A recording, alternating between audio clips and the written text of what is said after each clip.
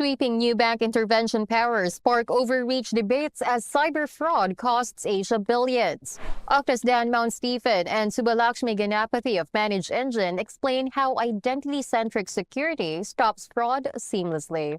Glad you could both join us, Dan and Suba. So to begin, can you tell us where should banks draw the line between fraud protection and customer control? So I would say the line isn't just a fixed point.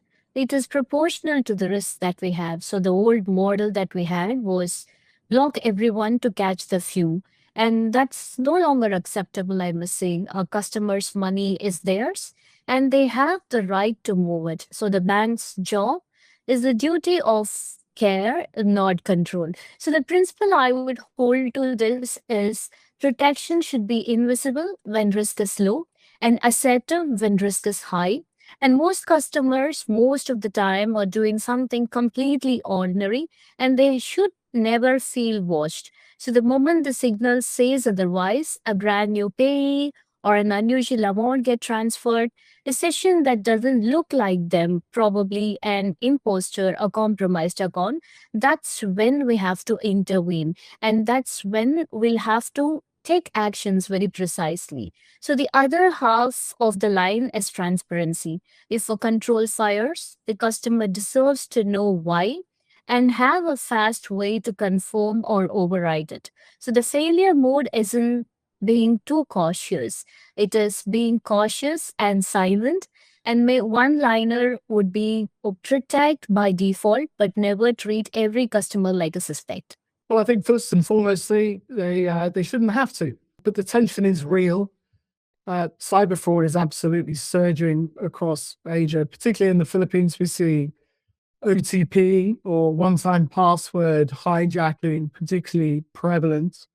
Phishing is absolutely everywhere, particularly SMS phishing, social engineering. The reality is 88% of bank customers value the digital experience as much as they do the financial products.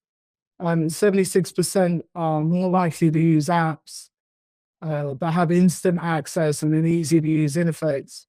And so our banks really need to move from a one-time login authorization to continual authorization with additional challenges based on risk signals.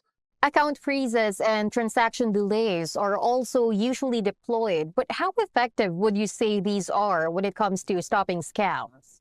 So I must say they are very effective, but currently they are blunt instruments and the two work very, very differently, account freezes and transaction delays. So delays and cooling off periods are genuinely one of the most effective tools we have against that authorized push payment scams because nearly every scam runs on the manufactured urgency. So move the money now or you lose it. A short hold on a first-time payee combined with a clear scam warning at the point of payment that breaks that urgency loop and gives customers a rational brain a chance to actually catch up. So that's high value and low cost friction. The freezes are different. So a freeze stops the money leaving, which is good, but it also stops the other financial transactions such as rent, the payroll, and probably medical bills for customers you froze by mistake. And the false positive rate on blunt freezes is the real cost. So target narrowly, time works tightly, and give people a fast and ideally automated path to verify and get released. So that would be for my take on the account freezes and transaction delays. By the time you froze an account, it's usually too late, right? It tends to be a downstream activity. At Okta, we believe phishing-resistant MFA will stop 99% of credential-based attacks before they happen. And then you top that off with AI, behavioural analytics, which are now running at 97% accuracy with a maximum of 2% false positive. For us, account freezes are better than nothing.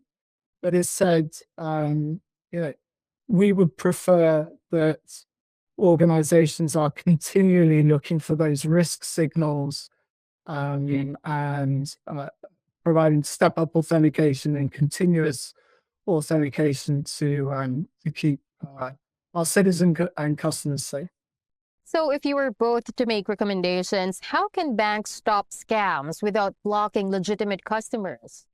So previously, it was more of a rule-based system to detect these scams or the threats or the fraudulent actions that they have. But it has actually moved from those static rules to the rule-based or to the behavioral-based and adaptive controls. So initially came the machine learning behavior. So here is the core idea. The legitimate customers are remarkably predictable. Their behaviors are so predeterministic and it's not very probabilistic. So they use the same devices and mostly they log in from the same locations and we see the same patterns.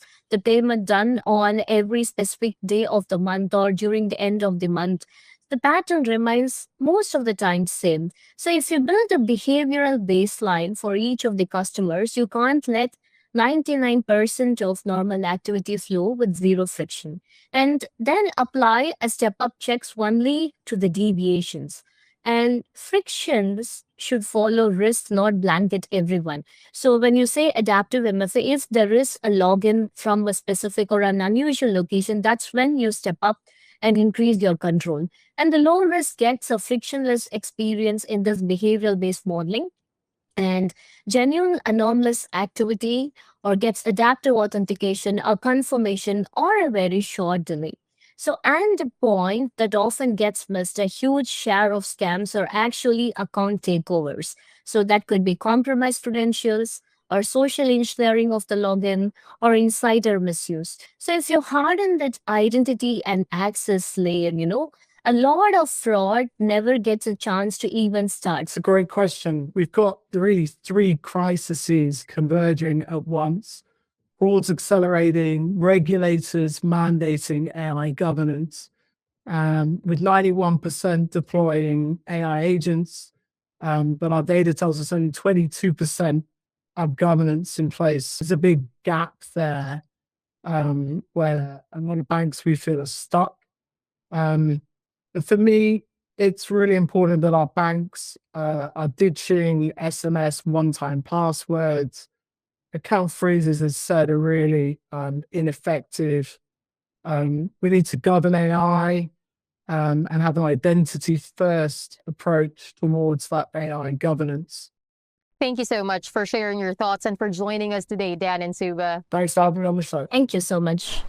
Once again, those were Dan Mount-Stephen, Senior Vice President and General Manager for Asia Pacific and Japan at Okta, and Subalakshmi Ganapathy, Chief IT Security Evangelist at ManageEngine. For more news, visit AsianBankingandFinance.net.